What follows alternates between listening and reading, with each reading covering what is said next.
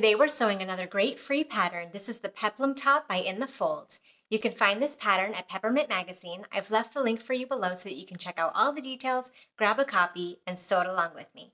This top has a rounded neckline in the front and a V-neck in the back. It is a cropped style blouse, so if you'd like it to be a little bit longer, it's easy to add a little bit of length to the bodice. This is another perfect sew for warmer weather, so I hope you sew it along with me. Cut out all your fabric, mark your notches, and let's get started. Place your back pieces right sides together and pin the center seam. Sew this seam with a 5/8 inch seam allowance. Serge both sides of your seam separately and press this seam open.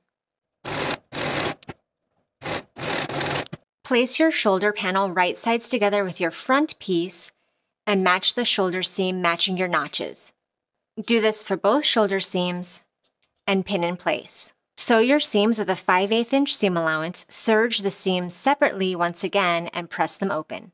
Now place the raw edges of your shoulder straps right sides together with your back piece, matching your notches, and pin in place. Sew these seams at 5/8 of an inch, serge the seams separately, and press them open. Place your front and back bodice right sides together and pin your side seams. Sew your side seams with a 5/8 inch seam allowance, serge your seams separately, and press them open. Grab your arm binding piece, and we're going to fold each of the long edges to the inside by 3/8 of an inch.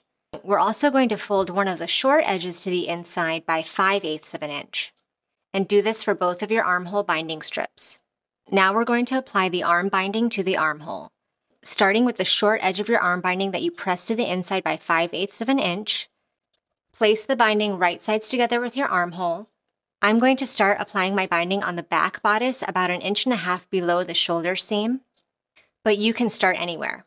And pin in place. Once that point is secured, continue pinning your binding all around your armhole. Once you've pinned all the way around and you're back where you started, allow your loose end of the binding to overlap the folded over portion and pin in place. Then take it to your sewing machine and sew all around the binding with a 3/8 inch seam allowance.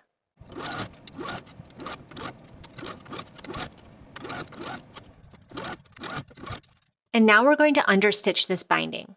Working from the right side of your fabric, press your binding over that seam allowance, making sure that the raw edge of your binding is also laid out and out of the way of your stitching. And we're going to stitch just outside the original seam line about 1/8 of an inch or less, all around the armhole.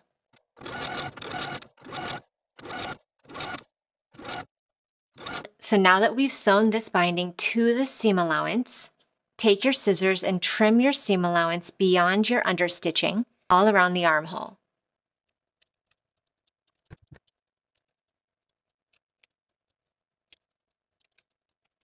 And then turn your blouse inside out and fold that binding to the inside of the garment along the original seam line, making sure that the folded raw edge of the binding is still folded under, and pin in place all the way around.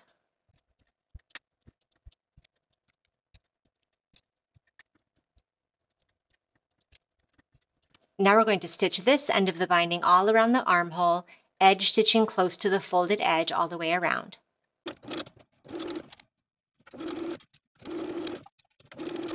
Now let's start preparing our neck binding piece. I've gone ahead and folded the lower raw edge of my binding to the inside by 3/8 of an inch from one end all the way to the other. Now I'm going to do the same for the top raw edge, folding it to the wrong side by 3/8 of an inch all the way across. Open out your bias tape on the two short edges and place them right sides together. And pin in place along this short pointed edge. And now we're going to sew the short edge with a 5/8 inch seam allowance. And press those seam allowances open. And then fold this binding in half right sides together.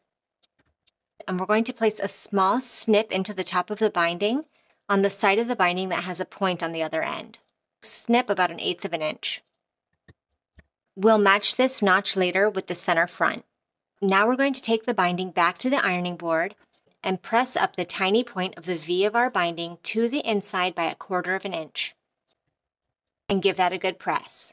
Now that we have the tip folded to the inside, fold both of those outer edges that we pressed earlier to the inside by 3/8 of an inch along that pressed fold line, and use a pin to hold those layers in place. Now we're going to place our binding right sides together with our bodice, starting at the center front. Match the notch that we clipped with the center of the front bodice and pin in place. And then turn your binding to the back. Match up the V of the binding with the V of the back of the bodice and pin in place. And then continue pinning the remainder of your binding all around the neck hole.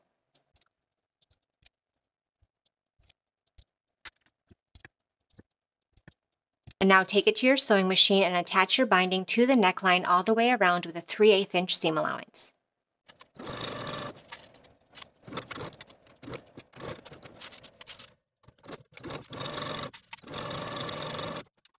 Now we're going to clip into the seam allowance at the V, to but not through the stitching.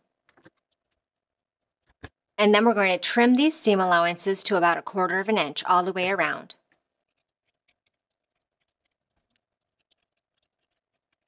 And then we're going to understitch the binding, turning that binding over the seam allowance, and then stitching the seam allowance to the binding all the way around, about 1/8 of an inch away from the original stitching line. The clip that we made into the V allows that seam allowance to open up, so that stitching that seam allowance to the binding won't result in any tightness here at the V. Make sure that the snip rests open, giving you the ease that you need at this area to understitch properly. And you'll start and end the understitching about 3/8 of an inch away from the V on either side. And now you can turn your shirt inside out. We're going to fold the binding to the inside along the seam line just as we did for the armhole bindings, tucking in that raw edge along the pressed edge by 3/8 of an inch so that we have a nice folded finish on the inside.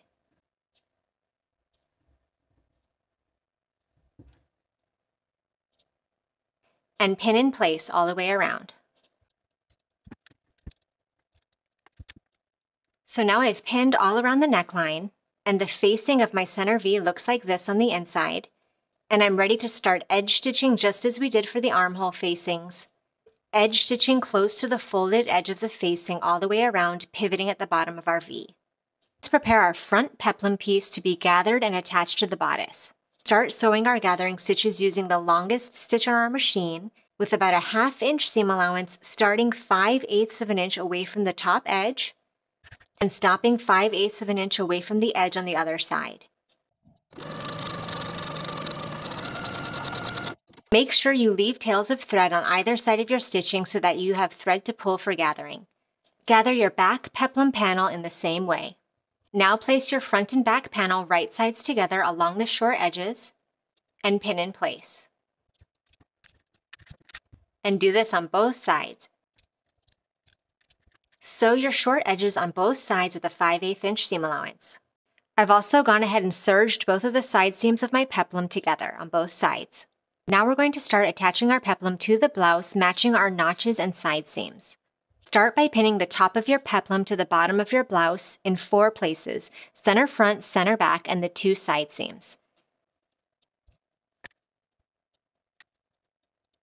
And now we can start pulling our gathering stitches to gather the peplum to fit the blouse in all 4 of these quadrants.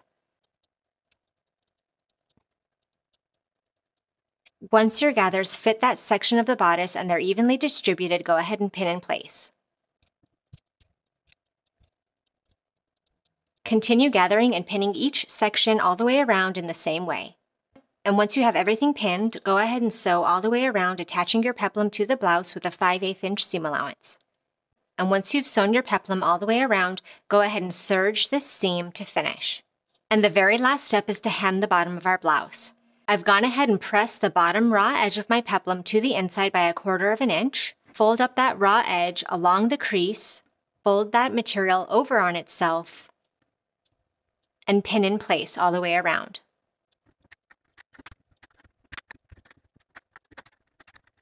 And once you've pinned all the way around, edge stitch your material close to the inner fold all the way around, and you're done with your shirt.